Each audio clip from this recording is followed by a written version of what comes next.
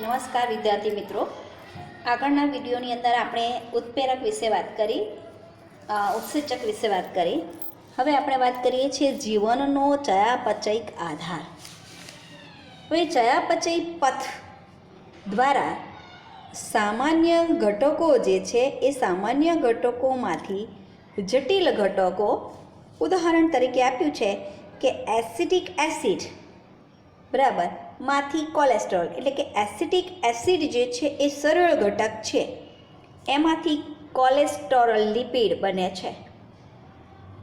અને બીજું, કેટલાક જટિલ ઘટકોમાંથી સરળ ઘટકો બને, જેમ કે ગ્લુકોઝ જે 6 કાર્બનનો છે, મોટો અણુ છે, જટિલ ઘટક છે, એમાંથી લેક્ટિક એસિડનું નિર્માણ થવું, કે લેક્ટિક એસિડ 3 કાર્બનનો છે.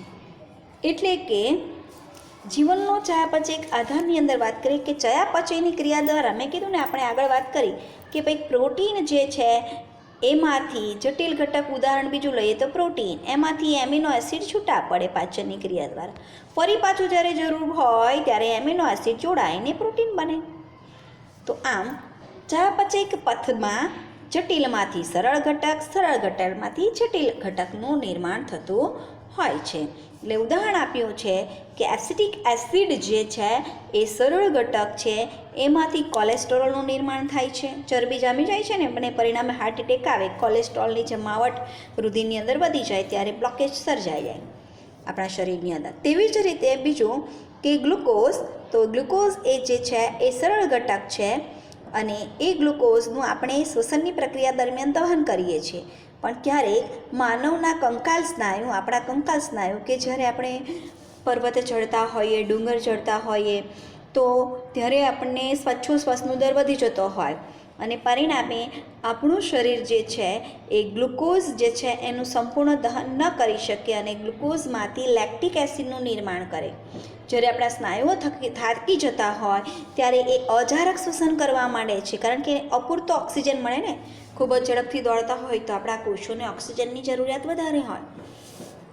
એટલે જ્યારે આપણે ડુંગર અને પર્વત ચડતા હોઈએ ને ત્યારે આપણે થાકી જતા હોઈએ છીએ ને આપણા પગના સ્નાયુઓની અંદર ગોટલા બાજી જાય, એટલે આપણે જ્યારે પછી બીજે દિવસે ઘરે આવ્યા હોય તો આપણે એને ગરમ પાણીથી જારીએ પગ, એવું કરીએ છીએ. તો આમ આપણા કંકાલ સ્નાયુઓ જે છે એની અંદર ગ્લુકોઝમાંથી લેક્ટિક એસિડનું નિર્માણ થાય છે. તો ગ્લુકોઝ જે છે એ જટિલ અણુ છે, એમાંથી લેક્ટિક એસિડ એ સરળ અણુનું નિર્માણ થાય છે. એટલે જટિલ પદાર્થોમાંથી સરળ પદાર્થોનું નિર્માણ થતું રહે છે. હવે આગળ જોઈએ, પ્રથમ પ્રકારની પ્રક્રિયા જે છે એ પ્રથમ પ્રકારની પ્રક્રિયા તો એને જૈવ સંશ્લેષણ પથ કે ચય પથ કહેવાય, એટલે કે ચય પ્રક્રિયા કહેવાય બરાબર. અને બીજી પ્રક્રિયા જે છે એને અપચય પ્રક્રિયા. બીજી પ્રક્રિયા કઈ? પ્રથમ પ્રક્રિયા કઈ થઈ? તો કે પ્રથમ પ્રક્રિયામાં શું કર્યું કે ભાઈ એસિટિક એસિડ એ સરળ અણુ છે, આના અંદર મારે બ્લેન્ક પેજ જોઈશે. તો એસિટિક એસિડ જે છે એ એસિટિક એસિડ એ સરળ અણુ છે અને સરળ અણુમાંથી જટિલ અણુનું નિર્માણ થયું. એમાં બ્લેન્ક પેજ નથી, ચાલો. તો પહેલી પ્રક્રિયા કઈ થઈ? તો કે એસિટિક એસિડ, એમાંથી કોલેસ્ટ્રોલનું નિર્માણ થયું. એટલે કે સરળ અણુમાંથી જટિલ અણુનું નિર્માણ થાય. એટલે આમ સરળમાંથી જટિલ અણુનું નિર્માણ થવાની પ્રક્રિયા જે છે ને જેને ચય પ્રક્રિયા તરીકે ઓળખવામાં આવે બરાબર. અને તેને જૈવ સંશ્લેષણ પથ કહેવાય અથવા તો એને ચય પથ કહેવાય. જ્યારે બીજી પ્રક્રિયા જે છે એમાં જટિલ પદાર્થ બરાબર, એટલે કે ગ્લુકોઝ જે છે એ ગ્લુકોઝમાંથી લેક્ટિક એસિડ બને છે. તો જટિલમાંથી સરળ અણુનું નિર્માણ થયું બરાબર. તો અહીં આ પથ જે છે અપચય પથ કહેવાય. અપચય પથ, એની અંદર શું થાય છે? શક્તિની મુક્ત થાય છે. અપચય એટલે શક્તિ મુક્ત થાય. ગ્લુકોઝમાં શક્તિનો સંગ્રહ 6 કાર્બનનો છે, એનું ઓક્સિડેશન થાય ને 3 કાર્બનનો લેક્ટિક એસિડ બને, એટલે એમાંથી શક્તિ મુક્ત થાય છે, એટલે ગ્લુકોઝમાંથી લેક્ટિક એસિડ બને છે. એટલે અહીં વિખંડન થયું, અણુનું વિખંડન થયું, 6 કાર્બનનો અણુ તૂટીને 3 કાર્બનનું લેક્ટિક એસિડ બન્યું. એટલે આ અપચય પથ છે. અને પ્રથમ જે છે એ સરળમાંથી જટિલ અણુનું, એટલે કે એસિટિક એસિડમાંથી કોલેસ્ટ્રોલનું નિર્માણ થયું બરાબર. તો એને ચય પથ. અહીં શું થાય? શક્તિનો સંગ્રહ થાય છે, કોલેસ્ટ્રોલ લિપિડ, એમાં શક્તિનો સંગ્રહ થતો હોય છે. એટલે ચય પ્રક્રિયા જે છે એ ચય પ્રક્રિયામાં શક્તિનો સંગ્રહ થાય, અપચય પ્રક્રિયામાં શક્તિ મુક્ત થતી હોય છે. એટલે આમ એમિનો એસિડ જે છે એ એમિનો એસિડ જોડાય, શક્તિ વપરાય ને. અહીં પણ જો સરળ ઘટક કયો, આપણે બીજું ઉદાહરણ લઈએ કે એમિનો એસિડ ચય પ્રક્રિયામાં એ જોડાઈને જો પ્રોટીન બને તો એમિનો એસિડ પેપ્ટાઇડ બનતી જોડાય. એને પેપ્ટાઇડ બનતી જોડાવા માટે શક્તિ જોઈએ, એટલે ચય પથમાં શક્તિ વપરાય છે. જ્યારે અપચય પથમાંથી શક્તિ મુક્ત થાય છે, છૂટી પડે છે, જેમ કે આપણા કંકાલ સ્નાયુ ગ્લુકોઝમાંથી લેક્ટિક એસિડ, બરાબર. એટલે અહીં શક્તિ મુક્ત થાય છે. તો આમ ચયાપચય એટલે ચય અને અપચય આવી બે પ્રક્રિયાઓ ભેગી મળી ચયાપચય કહેવાય. એટલે અહીં હવે બીજું ઉદાહરણ લઈએ કે ભાઈ ચયાપચય પથ જે છે, અહીં એ જ વાત કરી છે, બંને પ્રક્રિયાઓ મેં સમજાવી દીધું અહીં. હવે આપણે આગળ જઈએ. ઉદાહરણ તરીકે હવે બીજું લઈએ કે ભાઈ જ્યારે આપણા કંકાલ સ્નાયુ જે છે એ કંકાલ સ્નાયુમાં જ્યારે ગ્લુકોઝમાંથી લેક્ટિક એસિડમાં રૂપાંતર થાય ત્યારે શક્તિ મુક્ત થાય. એટલે આ ચયાપચય પથ જે છે જેના દ્વારા ગ્લુકોઝમાંથી લેક્ટિક એસિડના નિર્માણ થાય છે તે 10 ચયાપચયિક ચરણોમાં થાય છે. આગળના ચેપ્ટર શ્વસનની અંદર આપણે ભણીશું કે ગ્લુકોઝમાંથી જ્યારે લેક્ટિક એસિડનું નિર્માણ થાય ત્યારે 10 સ્ટેપ થાય. સૌપ્રથમ ગ્લુકોઝ જે છે એ ગ્લુકોઝમાંથી ગ્લુકોઝ 6 ફોસ્ફેટ બને, ગ્લુકોઝ 6 ફોસ્ફેટમાંથી ફ્રુક્ટોઝ 6 ફોસ્ફેટ, ફ્રુક્ટોઝ 6 ફોસ્ફેટમાંથી ફ્રુક્ટોઝ 1,6 બાયફોસ્ફેટ, ત્યાર પછી એની અંદરથી ફ્રુક્ટોઝ 1,6 બાયફોસ્ફેટમાંથી આપણે ટ્રાયોસર્કા જોઈને ડાયહાઇડ્રોક્સી એસિટોન ફોસ્ફેટ અને ફોસ્ફોગ્લિસરાલ્ડિહાઇડ બને. આ ડાયહાઇડ્રોક્સી એસિટોન ફોસ્ફેટનું પાછું ફોસ્ફોગ્લિસરાલ્ડિહાઇડમાં રૂપાંતર થાય અને અહીં પાછી સ્ટેપ શરૂ થાય 1,3 બાયફોસ્ફોગ્લિસરિક એસિડ અને છેલ્લે લેક્ટિક એસિડ. એટલે ટૂંકમાં આવી 10 સ્ટેપ આવશે અને તમે તમારી ટેક્સ્ટબુકની અંદર શ્વસનવાળા ચેપ્ટરની અંદર ગ્લાયકોલિસિસનો ચાર્ટ આપેલો છે, જોજો. તો એની અંદર દરેકની અંદર ઉત્સેચકો પણ આપેલા છે. એટલે આમ ચયાપચય પથ કે જેના દ્વારા ગ્લુકોઝમાંથી લેક્ટિક એસિડનું નિર્માણ થાય છે, બરાબર. તો એ 10 ચરણોમાં એના 10 સ્ટેપ છે અને આ 10 સ્ટેપની પ્રક્રિયા જેને આપણે ગ્લાયકોલિસિસ તરીકે ઓળખીએ છીએ. હવે સજીવો જે છે એ સજીવોમાં પોષક દ્રવ્યોના અવનત થવાથી મુક્ત થતી શક્તિ રાસાયણિક બંધના સ્વરૂપે સંચિત થયેલી હોય છે. એટલે અમે વાત કરીને કે જ્યારે ગ્લુકોઝ જે છે એ ગ્લુકોઝનું લેક્ટિક એસિડ અથવા તો પાયરુવેક એસિડમાં રૂપાંતર થાય, જ્યારે જારક શ્વસન થાય એટલે એનું પાયરુવેક એસિડમાં રૂપાંતર થાય તો તે દરમિયાન શક્તિ મુક્ત થાય છે. શ્વસનમાં આપણે વાત કરી, આગળ જ વાત કરી, પાયરુવેક એસિડ પછી પ્રસરણ પામીને કણાભસૂત્રમાં જાય, કણાભસૂત્રમાં જઈને TCA ચક્ર થાય, ત્યાર પછી ઓક્સિડેટિવ ફોસ્ફોરાયલેશનની પ્રક્રિયા થાય. શ્વસનવાળા પ્રકરણમાં વધારે ડિટેલમાં જોઈશું. અને પછી આ ગ્લુકોઝ 6 કાર્બનનો જે છે એ C6H12O6 જે વાત કરીએ છીએ એમાંથી CO2 અને H2O મુક્ત થાય છે. એટલે આમાં જટિલ અણુમાંથી સરળ અણુ બને છે અને તે દરમિયાન જે કંઈ શક્તિ મુક્ત થાય છે એ શક્તિ જે છે એ ATP સ્વરૂપે સંગ્રહ પામે છે. એટલે કે કણાભસૂત્રની અંદર એડિનોસાઇન ટ્રાયફોસ્ફેટ, ATP એટલે કે એડિનોસાઇન ટ્રાયફોસ્ફેટ નામના વિશિષ્ટ ન્યુક્લિયોટાઇડની અંદર શક્તિસભર બંધો જે છે એની અંદર એ સંચિત થાય છે. ATP જે છે એ એક પ્રકારનો ન્યુક્લિયોટાઇડ છે.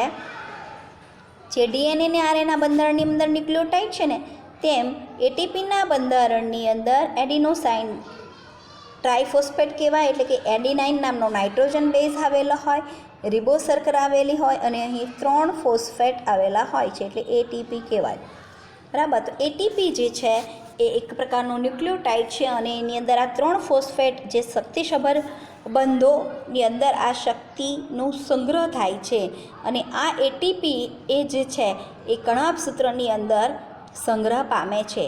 એટલે ATP જે છે એ ATP કોષનું શક્તિ ચલણ કહેવાય. જો અહીં દર્શાવ્યું છે, મેં તમને હમણાં બતાવી તે જ આકૃતિ, કે ATP એ કોષનું શક્તિ ચલણ છે. કોષીય અંગિકાઓને કાર્ય કરવા માટે જ્યારે શક્તિની જરૂર પડે છે ત્યારે આ એટીપી જે છે એ પોતાના શક્તિસભર બોન્ડને તોડી નાખે છે અને એમાંથી જે કંઈ શક્તિ મુક્ત થાય છે તેનો ઉપયોગ કરવામાં આવે છે.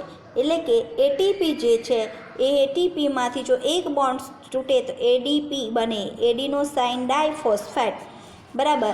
અને બંને બોન્ડ તૂટી જાય તો એડિનોસાઇન મોનોફોસ્ફેટ બને. એટલે આ દરમિયાન જે કંઈ શક્તિ મુક્ત થાય એ શક્તિનો ઉપયોગ દરેક કોષ પોતાના કાર્યો કરવા માટે કરે છે.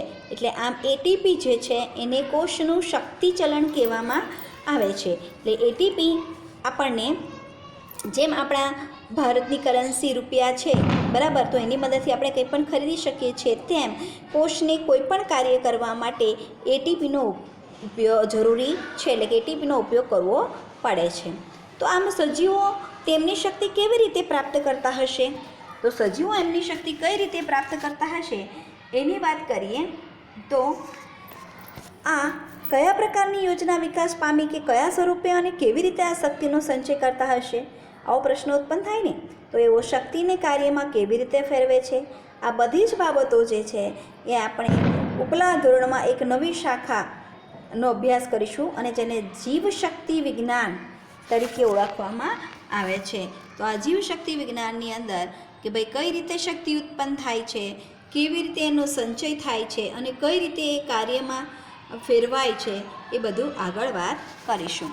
હવે આપણે વાત કરવાની છે જીવંત અવસ્થા.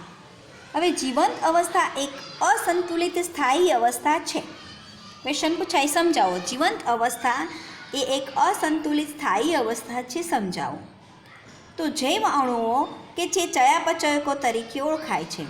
તો સજીવો એમની જરૂરિયાત અનુસાર એક નિશ્ચિત સાંદ્રતામાં હજારો રાસાયણિક સંયોજનો જોવા મળે છે, જેને ચયાપચયકો કે જૈવ અણુઓ તરીકે ઓળખવામાં આવે છે. તે આપણે વાત કરીએ કે ભાઈ સજીવો કે એમાં એક નિશ્ચિત માત્રામાં અથવા તો નિશ્ચિત સાંદ્રતામાં હજારો રાસાયણિક સંયોજનો હોય, જેને ચયાપચયકો કે જૈવ અણુઓ કહેવાય. ઉદાહરણ તરીકે લઈએ તો આપણા રુધિરની અંદર શર્કરાની માત્રાની વાત કરીએ તો શર્કરા જે છે 4.5 થી 5 મિલીમોલ રુધિરમાં રહેલી હોય છે, જ્યારે આપણા અંતઃસ્ત્રાવની વાત કરીએ તો એ ખૂબ જ ઓછી માત્રામાં નેનોગ્રામ પ્રતિ મિલીમીટર હોય છે. એટલે આમ શર્કરાની માત્રા જે છે એ 4 થી 5 મિલીમોલ, અંતઃસ્ત્રાવની માત્રા નેનોગ્રામ પ્રતિ મિલીમીટર હોય, એટલે ખૂબ જ ઓછી માત્રામાં અંતઃસ્ત્રાવો જરૂરી છે. સૌથી મહત્ત્વનું તથ્ય એ છે કે જૈવિક તંત્રમાં બધા સજીવ એક સ્થિર અવસ્થામાં જોવા મળે છે. અને જૈવિક જે તંત્રમાં બધા સજીવ એક સ્થિર અવસ્થામાં, આપણે વાત કરીને કે ભાઈ બધી જ જૈવ રાસાયણિક પ્રક્રિયાઓ એક સ્થિર અવસ્થામાં ચાલે છે, એક સરળ ગતિએ થતી હોય છે અને જેમાં બધા જૈવ અણુઓની એક નિશ્ચિત માત્રા હોય છે. તમે તમારા બધાના રિપોર્ટ્સ જોતા હોય તો તમે જ્યારે બ્લડ ટેસ્ટ કરાવો ત્યારે પણ લખેલું હોય કે હિમોગ્લોબિન, તો કે ભાઈ એની માત્રા કેટલી હોય, મેલની અંદર કેટલી હોય, ફિમેલની અંદર સામે લખેલું હોય અને અહીં તમારું રિપોર્ટમાં તમારું કે ભાઈ 11 મિલીગ્રામ છે કે કેટલું. તે રીતે RBC, WBC, protein, urea, albumin, glucose, બરાબર, આ બધા નિશ્ચિત માત્રામાં રહેલા હોય છે. એટલે આમ જૈવ અણુઓ એક ચયાપચયિક પ્રવાહમાં હોય છે. કોઈ પણ રાસાયણિક કે ભૌતિક પ્રક્રિયા સ્વતઃ સંતુલન પ્રાપ્ત કરે છે. એટલે સ્થિર અવસ્થા એ અસંતુલિત હોય છે, બરાબર. આ સ્થિર અવસ્થા કે બધી રાસાયણિક પ્રક્રિયાઓ એક સરખી થયા જ કરતી હોય, બધા સરળ ગતિએ કાર્ય કરતા જ હોય, તો સ્થિર અવસ્થા એ કેવી હોય છે? અસંતુલિત હોય છે. ક્યારેક એ ખોરવાઈ પણ જાય, કંઈક બીમારી હોય ત્યારે આપણે અસંતુલન મેળવીએ છીએ ને કે ભાઈ આપણી બધી પ્રક્રિયાઓ ખાવાનું ભાવતું નથી. એનો મતલબ એમ થયો કે ભાઈ આપણી જે બધી જે રાસાયણિક પ્રક્રિયાઓ જે એક સ્થિર ગતિએ થતી હતી એ હવે અસંતુલિત થઈ ગઈ. ભૌતિક સિદ્ધાંતના અનુસાર કોઈ પણ તંત્ર સંતુલનમાં કાર્ય કરી શકતું નથી.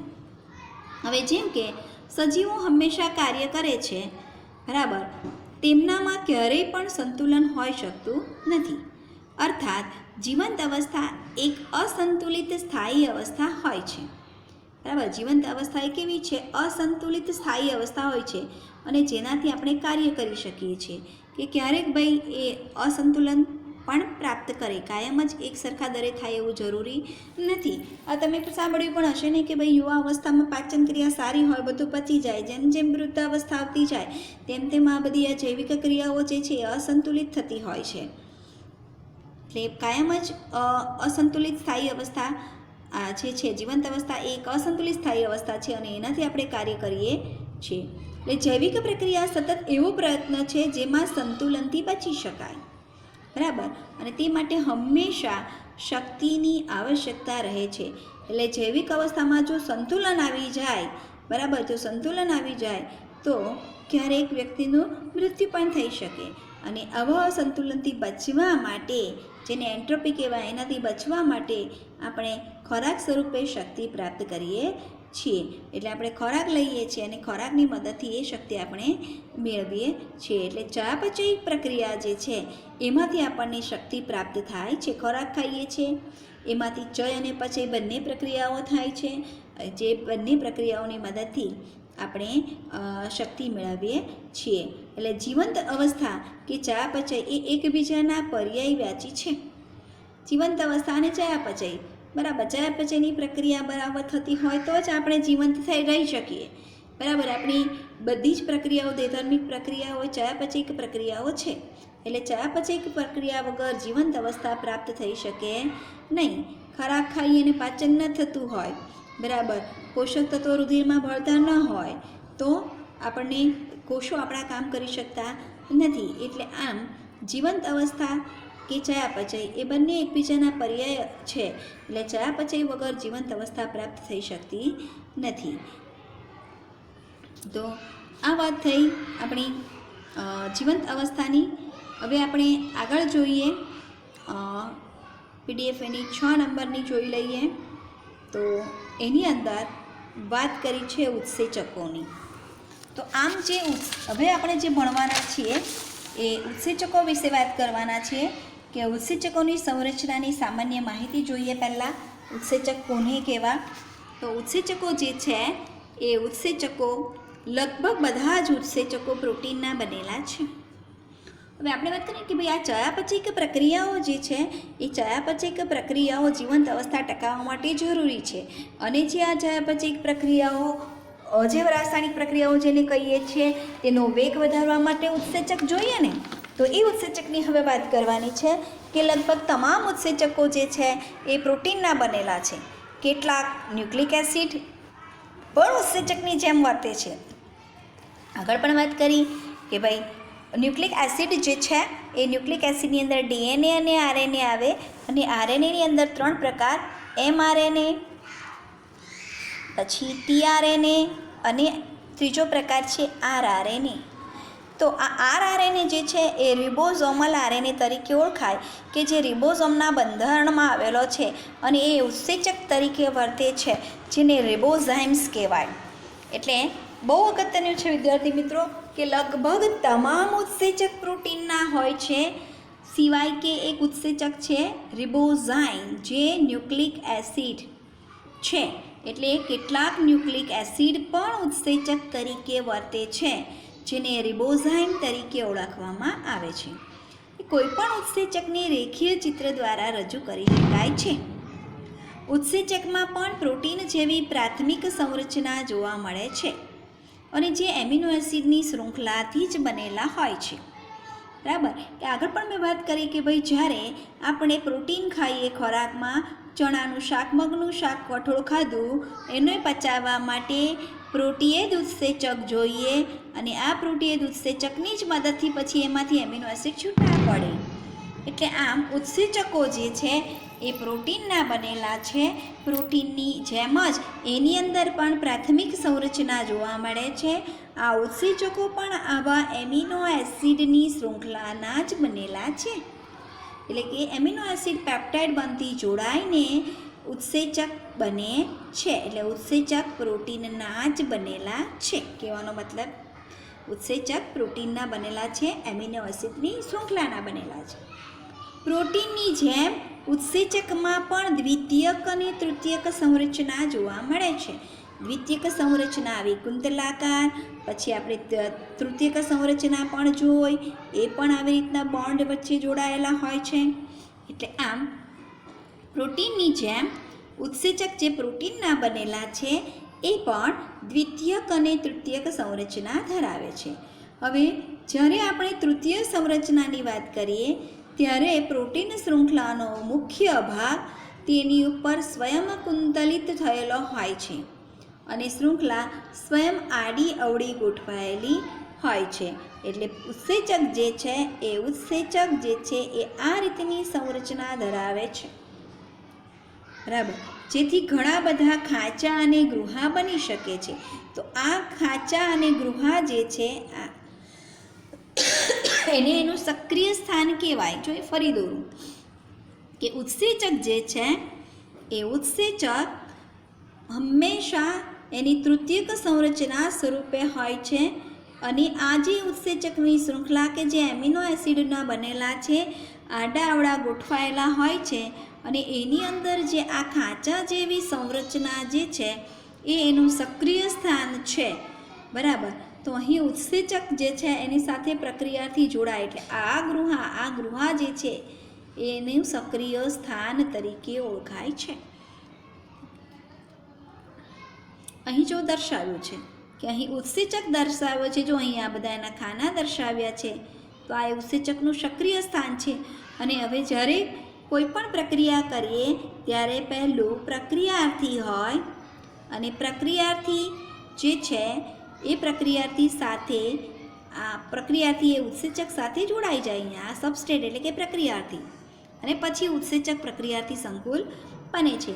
એટલે કે ઉત્સેચકની જે આ ખાંચાવાળો ભાગ છે જેનો સક્રિય સ્થાન છે તેની સાથે આ ઉપરનો ભાગ કે જે પ્રક્રિયાર્થી છે એ જોડાય છે. એટલે હંમેશા કોઈ પણ ઉત્સેચક પાસે સક્રિય સ્થાન આવેલું છે એનું પોલાણ જે આ ગૃહા એ સક્રિય સ્થાન સાથે પ્રક્રિયાથી જોડાતો હોય છે. એટલે ઉત્સેચકના સક્રિય સ્થાન કે જે ખાંચા આપણે કહીએ છીએ જેને આપણે ગૃહા કહીએ છીએ એમાં પ્રક્રિયક આવીને ગોઠવાઈ જાય છે અને આ પ્રકારે ઉત્સેચક સક્રિય સ્થાન દ્વારા પ્રક્રિયાઓને ઊંચા દરે ઉત્પ્રેરિત કરે છે. અહીં બતાવ્યું તેમ આ ઉત્સેચક આ પ્રક્રિયાથી આ બંને એકબીજા સાથે જોડાઈને પછી ઉત્સેચક પ્રક્રિયાથી સંકુલ ES કોમ્પ્લેક્સ બને અને પ્રક્રિયાનો દર જે છે એ ખૂબ જ ઝડપથી વધી જાય. ઉત્સેચક ઉત્પ્રેરક અકાર્બનિક ઉત્પ્રેરક કરતાં ઘણા બધા પ્રકારે જુદો પડે છે.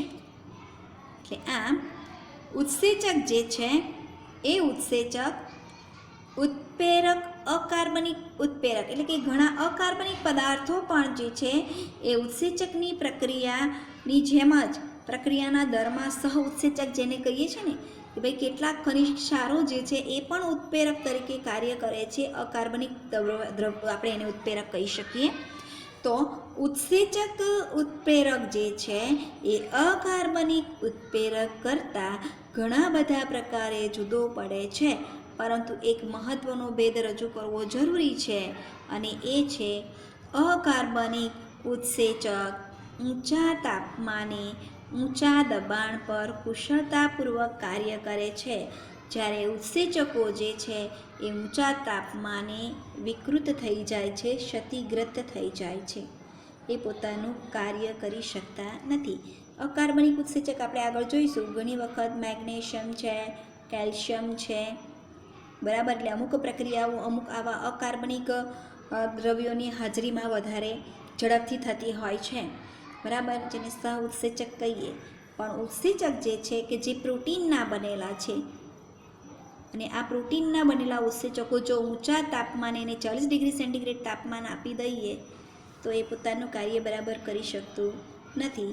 ઉદાહરણ જ લઈ લઈએ કે ભાઈ જો આપણને જ્યારે તાવ આવતો હોય ત્યારે આપણું શરીરનું તાપમાન સામાન્ય રીતે 37 ડિગ્રી સેન્ટીગ્રેડ ±1 જેટલું હોય છે. આમાં ±1નો જ તફાવત થાય. પણ જ્યારે આપણને તાવ આવી જાય ત્યારે આપણું ટેમ્પરેચર 37 ડિગ્રીથી વધી જાય, 40 ડિગ્રી સેન્ટીગ્રેડ, 41-42 ડિગ્રી સેન્ટીગ્રેડ થઈ જાય, બરાબર. અને જો એને આપણે કહીએ ને ફેરનહીટમાં લઈએ તો 100 ઉપર 101 ને 102 ને એવો તાવ આવે તો આપણે ખાવાનું ભાવે નહીં, બરાબર. આપણી પાચન ક્રિયા પણ નબળી પડી જાય, કારણ કે ત્યારે આપણા જે શરીરની અંદર ઉત્સેચકો જે છે એ ઊંચા તાપમાને કાર્ય કરી શકતા નથી. એટલે ઉત્સેચકો ઊંચા તાપમાને નબળા પડી જાય છે અને પોતાનું કામ કુશળતાપૂર્વક કરી શકતા નથી. ઉદાહરણ તરીકે બીજું પણ એક ઉદાહરણ લઈએ કે સામાન્ય રીતે ઊંચા તાપમાને જેમ કે ગરમ કુંડ અને સલ્ફરના ઝરણામાં જોવા મળતા સજીવોમાંથી મેળવતા આવતા ઉત્સેચક સ્થિર હોય. એટલે એવું નથી કે ભાઈ બધા જ સજીવો જે છે એની અંદર ઉત્સેચકો જે છે એ ઊંચા તાપમાને વિકૃત થઈ જાય. એક અપવાદ છે કે કેટલાક બેક્ટેરિયાઓ કે જે ગરમ પાણીના જરામાં રહે છે, આપણે વાત કરી હતી, અને આ બેક્ટેરિયાઓની અંદર જે ઉત્સેચકો છે ને એ 80થી 90 ડિગ્રી સેન્ટીગ્રેડ સુધીનું તાપમાન પણ સહન કરી શકે છે. એટલે ઊંચા તાપમાને જોવા મળતા સજીવોમાંથી મળી આવતા ઉત્સેચક જે છે એ 80થી 90 ડિગ્રી સેન્ટીગ્રેડ તાપમાને પણ પોતાની ક્રિયાશીલતા ગુમાવતા નથી. એ ઊંચા તાપમાને પણ સ્થિર રહે છે અને પોતાનું કાર્ય કરી શકે છે. એટલે બધા જ ઉત્સેચકો ઊંચા તાપમાને નિષ્ક્રિય થઈ જાય એવું જરૂરી નથી. અપવાદ કયું? ગરમ પાણીના અને સલ્ફર. ગરમ પાણીના કુંડ જોયા હશે તમે, બરાબર. તો એ ગરમ પાણીના કુંડની અંદર પણ કેટલાક બેક્ટેરિયાઓ જીવિત રહેતા હોય અને જે ઊંચું તાપમાન સહન કરી શકે છે. તો આવા બેક્ટેરિયામાંથી આર્ટિફિશિયલ ઉત્સેચકો બનાવેલા છે વૈજ્ઞાનિકોએ, અને એનો ઉપયોગ બાયોટેકનોલોજીની અંદર કરવામાં આવે છે. એટલે કેટલાક ઉત્સેચકો એવા છે કે જે ઊંચા તાપમાને પણ પોતાની ક્રિયાશીલતા ગુમાવતા નથી અને સ્થિર રહે છે. તો આમ આ જે ઉત્સેચકો જે છે ને ઊંચા તાપમાને સ્થિર રહે એને થર્મોફિલિક સજીવોમાંથી મેળવવામાં આવે છે. એટલે કે થર્મોફિલિક બેક્ટેરિયા કે જે ઊંચા તાપમાને પોતાનું જીવન સરળતાથી પસાર કરતા હોય એવા બેક્ટેરિયામાંથી મેળવવામાં આવે છે, અને જે તે ઉષ્મા સ્થાયી હોય છે. એટલે આ બેક્ટેરિયાઓમાંથી થર્મોફાઇલ્સ, આપણે આગળ આદિકોષ કેન્દ્રીય કોષની વાત કરતા હતા ને, એમાં પણ છે કે કેટલાક બેક્ટેરિયા ઊંચા તાપમાને પણ જીવિત હોય છે. થર્મોફિલિક સજીવો જે છે એમાંથી મેળવવામાં આવતા ઉત્સેચકો એ ઊંચા તાપમાને પણ પોતાની ક્રિયાશીલતા જાળવી રાખે છે. હવે રાસાયણિક પ્રક્રિયાઓ જોઈએ. એટલે કે રાસાયણિક પ્રક્રિયાઓમાં શું છે? તો રાસાયણિક પ્રક્રિયાઓની અંદર ભૌતિક ફેરફાર, રાસાયણિક ફેરફારની વાત કરીએ તો એક મિનિટ. રાસાયણિક પ્રક્રિયાઓ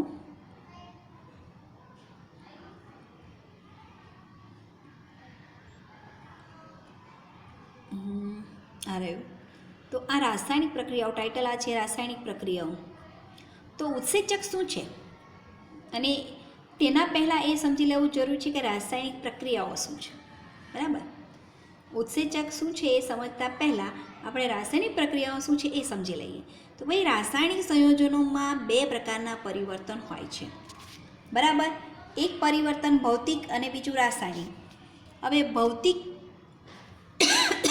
2 પ્રકારના ભૌતિક પરિવર્તન કે જેમાં બંધ તૂટ્યા વગર સંયોજનોના આકારમાં રૂપાંતરણ થાય, બરાબર.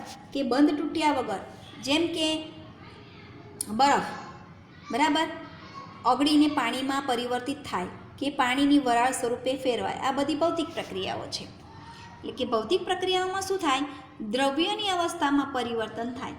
જેમ કે બરફનો ટુકડો લો અને પછી એને પાણીમાં મૂકો એટલે એ પાણી થઈ જવાનું, બરાબર. અથવા તો તપેલીમાં પાણી ગરમ કરવા મૂકો તો એ વધારે ને વધારે તમે ગરમ કરશો તો એનું વરાળમાં રૂપાંતર થાય. આ બધી ભૌતિક પ્રક્રિયાઓ છે. અહીં રૂપાંતરણના સમયે કોઈ બંધ તૂટતા નથી કે કોઈ નવા બંધોનું નિર્માણ થતું નથી. ફક્ત પદાર્થના ભૌતિક સ્વરૂપમાં જ ફેરફાર થાય છે, બરાબર. હવે રાસાયણિક ફેરફાર એટલે શું? તો કે જ્યારે બંધો તૂટે અથવા નવા બને તેવી રૂપાંતરણની ક્રિયા થાય તો તેને રાસાયણિક ફેરફાર કહેવાય, બરાબર. જ્યારે બંધો તૂટે, નવા બંધોનું નિર્માણ થાય તો તેવી પ્રક્રિયા જે છે એને શું કહેવાય? રાસાયણિક પ્રક્રિયા. તો રાસાયણિક પ્રક્રિયાઓમાં ઉદાહરણ લઈએ તો અહીં આપ્યું છે કે ભાઈ BOH અને એનું H2 સલ્ફ્યુરિક એસિડ એટલે કે બેરિયમ હાઇડ્રોક્સાઇડને સલ્ફ્યુરિક એસિડ સાથે પ્રક્રિયા કરીએ તો બેરિયમ સલ્ફેટ BaSO4 બને અને 2 H2O ના અણુ મુક્ત થાય.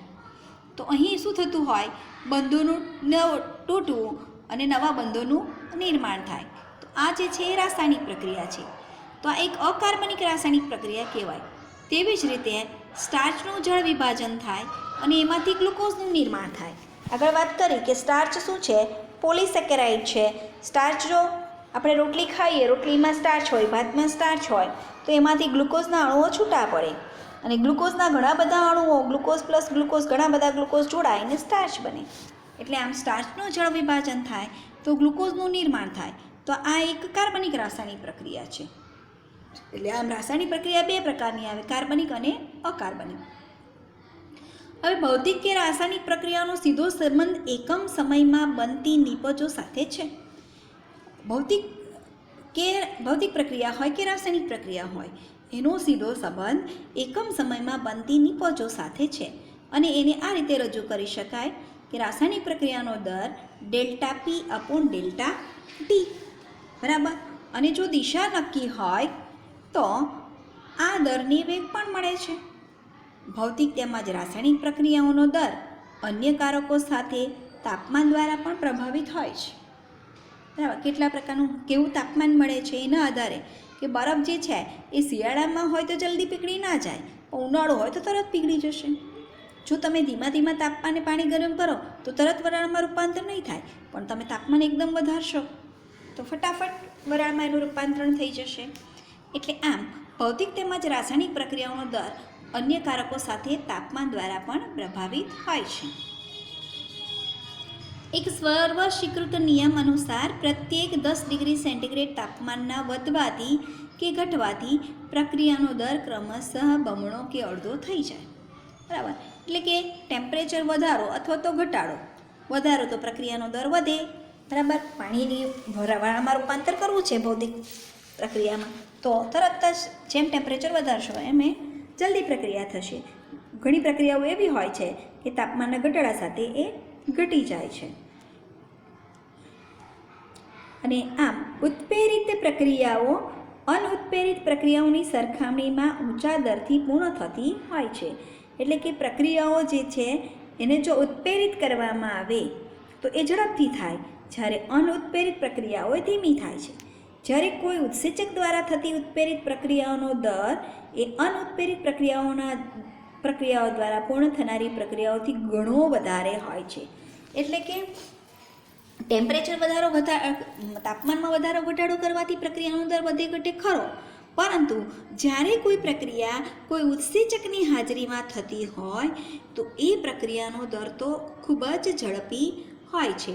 ઉદાહરણ તરીકે લઈએ તો જ્યારે આપણા રક્તકણની અંદર આપણું રુધિર જે છે ને, એમાં રુધિરમાંથી કાર્બન ડાયોક્સાઇડ જે છે એ CO2 અને O2 જે છે એ ફેફસા મારફતે ફેફસાના વાયુકોષના રુધિરમાં ઓક્સિજન આવે અને પછી એ કોષોમાં લઈ જાય, અને કોષોમાંનો કાર્બન ડાયોક્સાઇડ જે છે એ ફેફસાના વાયુકોષમાં પહોંચે અને આપણે ઉચ્છ્વાસ સ્વરૂપે બહાર કાઢીએ છીએ, બરાબર.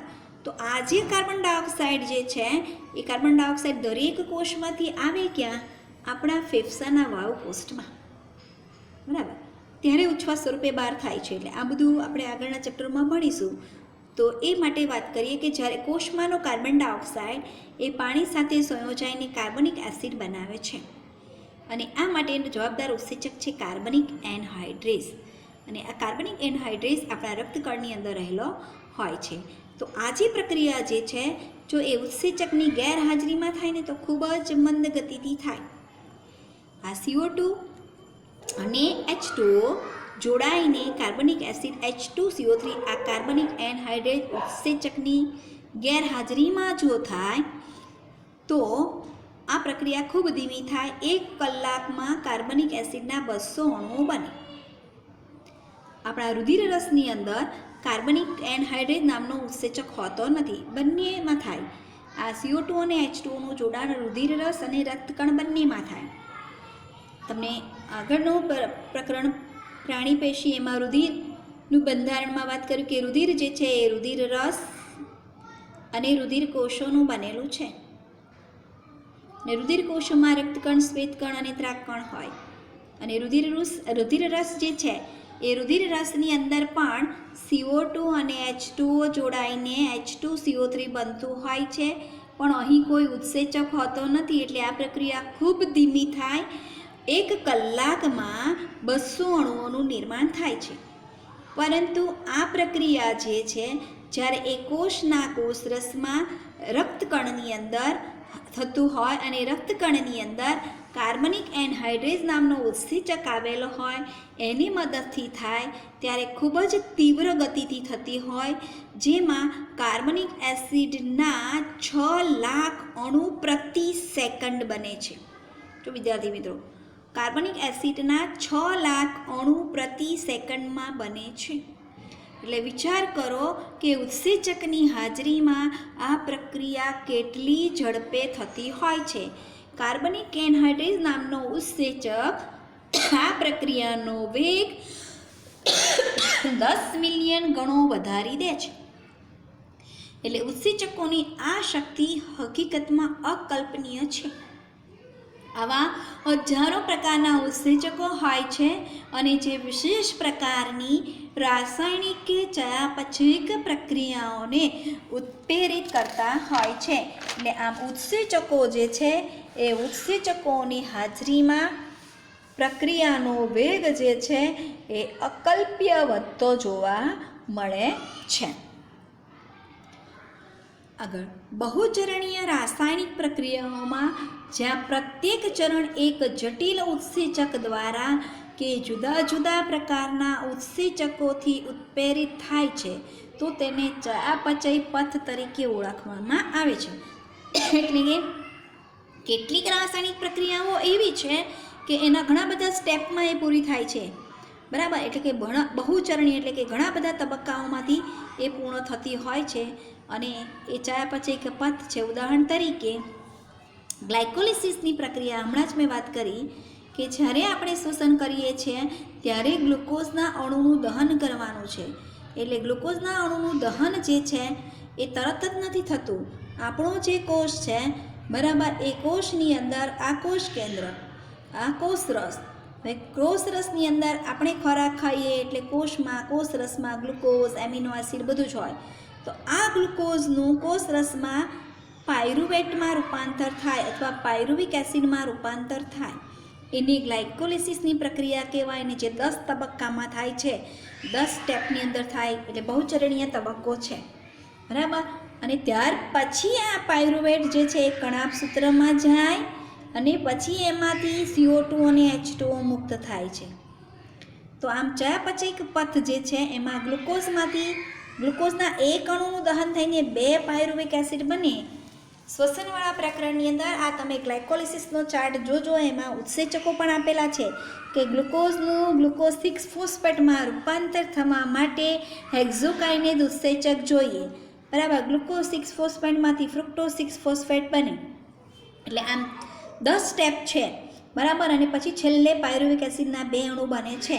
તો એ લખ્યું છે, જો ગ્લુકોઝમાંથી પાયરુવિક એસિડનું નિર્માણ થવું એક રાસાયણિક પથ દ્વારા થાય છે અને એની અંદર 10 જુદા જુદા પ્રકારના ઉત્સેચકો ચયાપચયિક પ્રક્રિયાઓને ઉત્પ્રેરિત કરે છે, એટલે કે પ્રક્રિયાઓનો વેગ વધારે છે.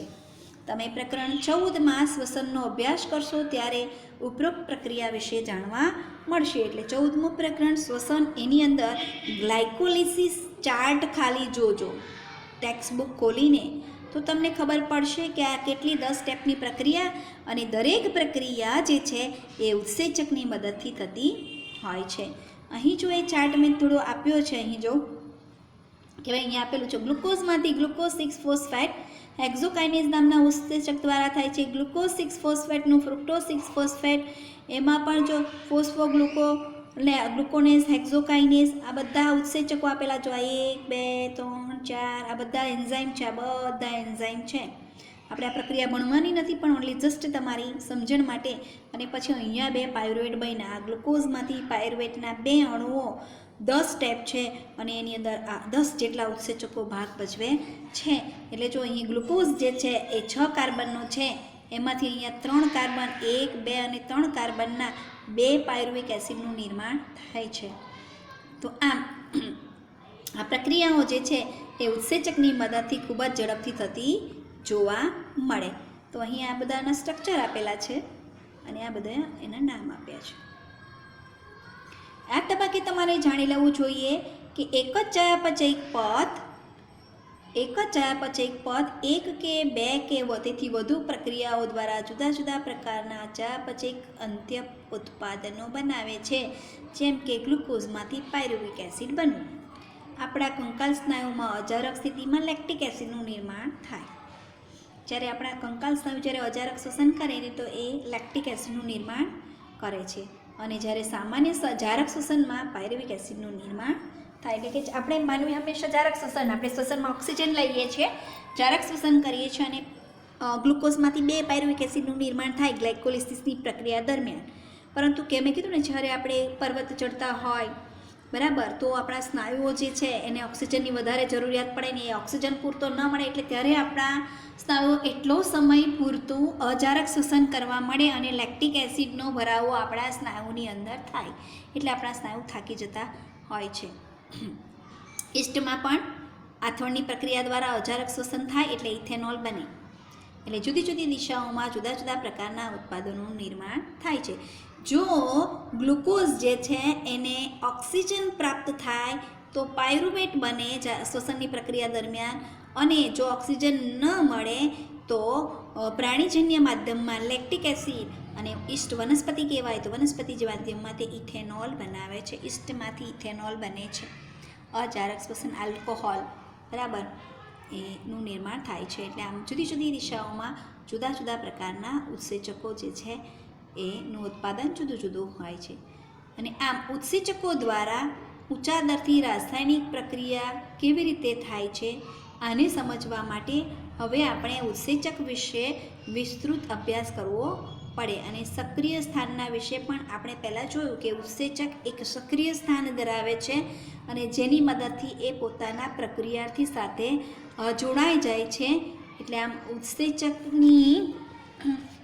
ઉત્સેચક દ્વારા ઊંચા દરથી થતી જે રાસાયણિક પ્રક્રિયાઓ જે છે એ રાસાયણિક પ્રક્રિયાઓ વિશે આપણે પછીથી જોઈશું કેવી રીતે રૂપાંતરણ થાય છે.